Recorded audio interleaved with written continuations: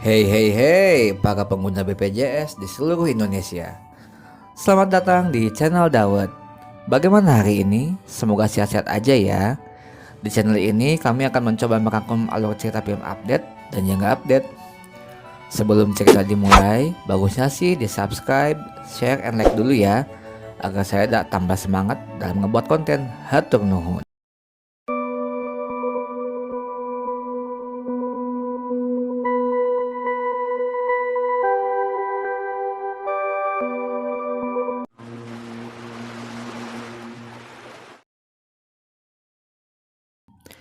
Kemudian kita dipertontonkan dengan seorang wanita bernama Sabrina, di mana dia sedang diruqyah oleh seorang ustadz yang bernama Ustadz Akasya, yang diyakini Sabrina mendapatkan gangguan sihir. Scene kemudian dilanjutkan di sebuah dermaga, di mana ada seorang pria bernama Ariel yang sedang memarahi anak buahnya. Lain Ariel anu eta, yang bermasalah dengan pekerjaannya. Kemudian ketika Ariel hendak pulang ke rumahnya, ia kemudian dicegat oleh Sabrina yang ingin meminta pertanggungjawaban kepada Ariel. Namun Ariel pun menolak karena Sabrina belum memberikan anak kepada Ariel. Lalu Ariel pun pergi begitu saja. Malam pun tiba ketika Ariel melewati jalan yang sepi. Ia seperti diikuti oleh makhluk yang tak kasat mata. Hingga akhirnya mobilnya pun mogok di tengah jalan. Beberapa waktu kemudian, ketika Ariel sudah sampai di rumah, di sini kita bisa melihat kalau Ariel sebenarnya sudah berkeluarga. Dasar lelaki ya. Di rumah, istri Ariel yang bernama Wati dan anak perempuannya yang bernama Putri sedang bermain bersama. Namun, ketika Ariel dihampiri oleh Putri, ia mendapat bisikan bahwa ia harus membunuh anaknya. Seketika itu pun Wati berusaha mencegah perbuatan Ariel, hingga Ariel mengambil senjata tajam dan ingin membunuh keduanya.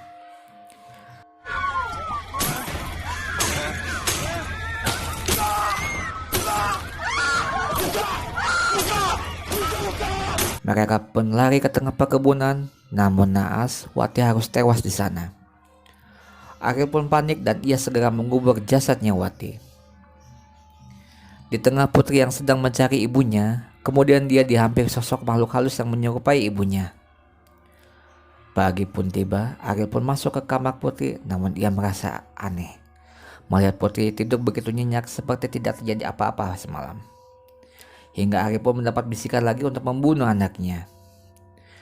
Tetapi hari ini Ariel mendapat gangguan mistis di kamarnya. Kemudian Putri yang sedang bermain dengan makhluk yang menyerupai ibunya kedatangan adiknya Ariel yang bernama Farah yang sedang berlibur dari kegiatannya. Farah pun bertanya keberadaan Wati kepada Putri, namun jawabannya berbeda dengan Ariel yang mengatakan Wati sedang menjenguk ibunya di kampung halamannya. Farah pun merasa bingung di sini ya. Malam pun tiba, Farah yang sedang di dalam kamar mengalami kejadian aneh. Begitupun ketika ia keluar kamar, dia mendapati sosok yang menyerupai Putri. Hingga akhirnya dia melihat Putri sebenarnya yang sedang tidur di dalam kamar. Scene berpindah ke dermaga dan Ariel kembali memarahi anak buahnya ketika ia tahu bahwa kapal penangkap ikan miliknya hilang dicuri oleh orang lain. Kemudian berpindah ke seorang pria bernama Yazid mendatangi rumah Ustadz Akasya, di mana ia dimintai tolong untuk mengatasi hal mistis yang terjadi pada ibunya. Pada malamnya, Ustadz pun langsung menuju rumah Yazid. Namun, ia malah nyasar ke rumah Ariel dan merasakan ada hal-hal aneh di rumah Ariel tersebut. Setibanya Ustadz Akasya di rumah Yazid, ia mulai meruqyah ibunya tersebut.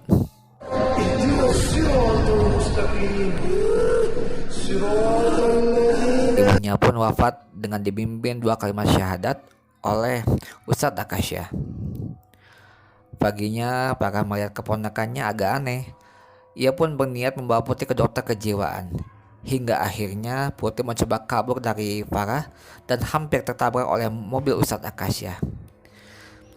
Di sini Ustadz Akasya memperkenalkan diri sebagai praktisi pengobatan Islam dan memberi kartu nama kepada Farah. Pada malam harinya, Ariel yang sedang tertidur pulas meminta yang hendak ingin membunuhnya. Keesokan harinya, Farah mendatangi Ustadz Akasya dan menceritakan hal-hal aneh yang dialami selama ia menjaga putri. Malamnya pun ketika Farah sedang berada di rumah, dia kembali diganggu oleh makhluk halus. Hingga akhirnya Farah pun menghubungi Ustadz Akasya. Tidak lama berselang, Ustadz Akasya pun datang bersama Yazid dan memulai proses ruqyah di rumah tersebut. Hingga pada akhirnya Farah pun kerasukan dan ikut ruqyah oleh Ustadz Akasya. A'udzubillahi minasyaitonirrajim. Bismillahirrahmanirrahim. Qul huwallahu ahad. Allahus samad. Kau nak bunuh aku? Lam yalid wa lam yulad wa lam kufuwan. Kau tak kenal aku siapa? Aku tak tahu ya. Scene beralih ketika putri yang sedang sarapan didatangi oleh makhluk halus yang menyerupai ibunya. Dan makhluk tersebut memberikan selai kacang yang seharusnya tidak boleh dimakan oleh putri karena dapat membahayakan kesehatannya. Lalu Farah yang mendapati putri pingsan segera membawa putri ke rumah sakit. Di dermaga ketika anak buah Ariel sedang berkumpul, dia mendengar sendiri bahwa anak buahnya yang menjual kapal penangkap ikan milik Ariel. Ariel pun emosi dan ia langsung membunuh salah satu dari anak buahnya. Terdapat fakta mengapa Ariel sering dibisiki oleh setan karena ia diguna-guna oleh Sabrina yang sakit hati oleh Ariel. Ustadz Akasya yang hendak memberitahu Ariel bahwa putri sedang berada di rumah sakit berusaha kabur dari Ariel. Hingga Ariel pun mengalami kecelakaan mobil.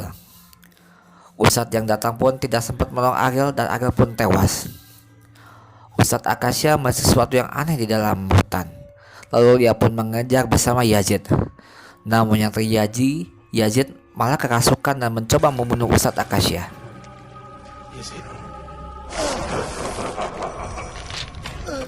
Ustadz Akasya pun berdoa dan membaca ayat suci Al-Quran untuk melawan jin jahat tersebut.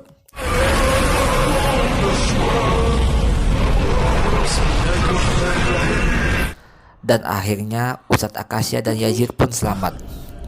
The end, aka selesai. Hikmah yang bisa diambil dari film ini agar kita jangan sekali-sekali menuahkan Allah Sang Maha Pencipta ya. Dan bagi suami yang sudah berkeluarga, jangan coba-coba nakal di luar rumah. Oke, omat. Assalamualaikum, hatur nuhun.